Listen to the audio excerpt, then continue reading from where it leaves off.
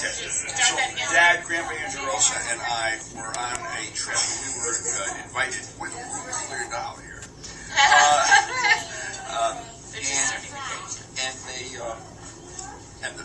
We were invited for a speedboat ride on Lago di Garda. And Lago di Como or Lago di Garda? No, it was the Lago di Garda. Okay. No, correction, it was Lago di Como. Sorry, it was the Lago di Como. And it's a beautiful lake, and it's got monasteries all over the place. It's just a gorgeous place. Okay.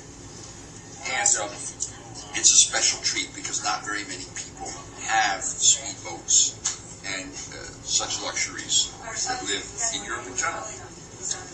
So, anyway, the fellow that was driving the boat was kind of talking out, pointing out different places. And he said, "You see that galleria up there?" And everybody looked up and said, "Yes." And he says, "Well, there's a very interesting story about the galleria." He said, "What happened was the Germans were driving through on the road, and they had an entire platoon regiment of German soldiers that were retreating back into Germany. And they had the German captain and all of his heavy artillery. So there are these three ragtag battalions standing at the side of the road with rifles.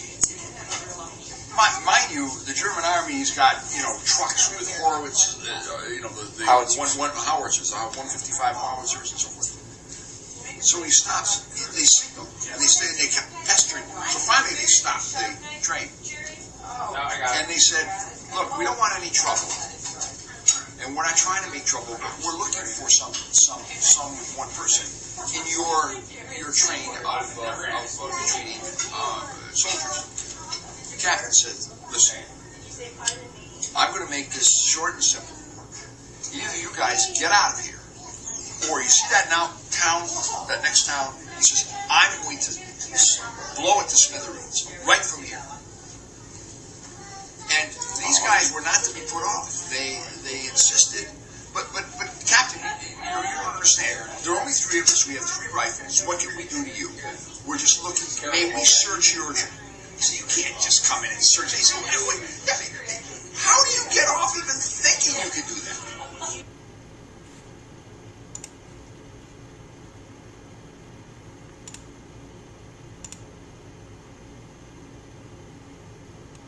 Long story short, the captain got worn down. So he goes through, and these 3 guys go through the train, and they're looking for somebody. They go through it, and they get to this truck, this covered truck. And in the covered truck, they went into the truck, and there's a German soldier in the truck, in the back of the truck. And he does this. So they went up, they took the helmet off the guy, and his disguise. And the person they found was Mussolini. Mussolini was retreating with the German soldiers up to Germany to see his friend Hitler because people were revolting. So these ragtag guys says, "This is the guy we want. We won't give you any trouble. Just let us have him, and you can go on your way." And the German captain was so disgusted with the whole thing, he says, "Take him. We don't even care." So they took him, and they took everything that was his entourage and some things that he had with him. And they took him up to a shack in the mountains. And the reason I know this story is because the Marechal of the region where that shack was, there was a Marechal who was a very high up guy in the police department in Milano. He got wind of the fact that they had taken Mussolini up there. So he put on his uniform. This Marechal, by the way, is my relative. He's my cousin on my mother's side. That's how I know about this.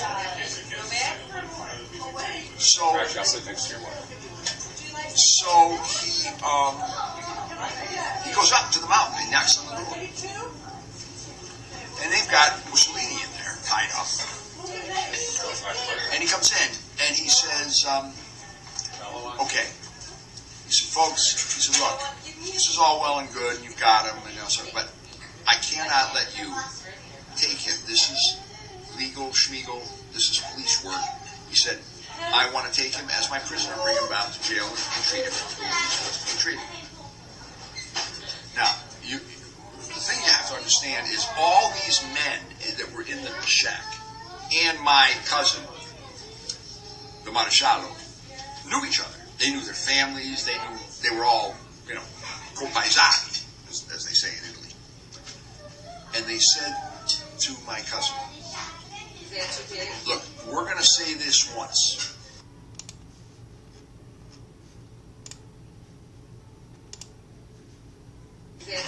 Look, we're going to say this once. We're not going to repeat ourselves. We know each other well. We've known each other a lifetime. And as he was saying this, my cousin, the Marechalo, could see that on the table there was gold and silver and all this stuff that Mussolini had brought with him as a treasure to take care of him when he was going to be living in Germany. And he said, this is all illegal, and this has to be confiscated, and it has to go to the Italian government, the new Italian government. So I want to say this once, and we're all friends here, and we've been friends all our lives. We know all our kids. We know all our families. If you don't leave here at once, we intend to kill you. Because if we don't kill you, you will let this news out. So, as a favor to you, that we know that we've known each other all our lives, we're going to extract a promise from you to not speak of this incident, because if you do speak of this incident, we will come after you and kill you and your family. And what they did then is they divided the booty that Mussolini had with him. Oh.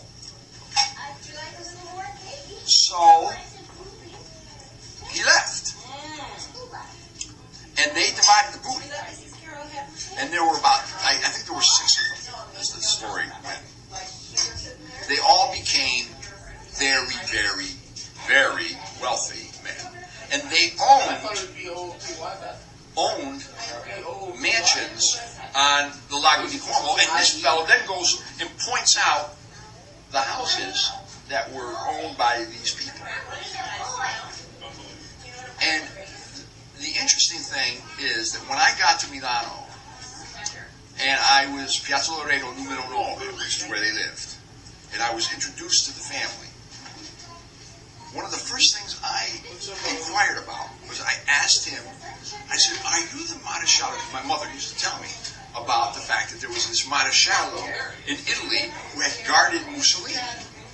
So I said, are you the Marechalo that had responsible for guarding Mussolini? And I noticed there's this dead silence in the room. And I was just meeting him for the first time. And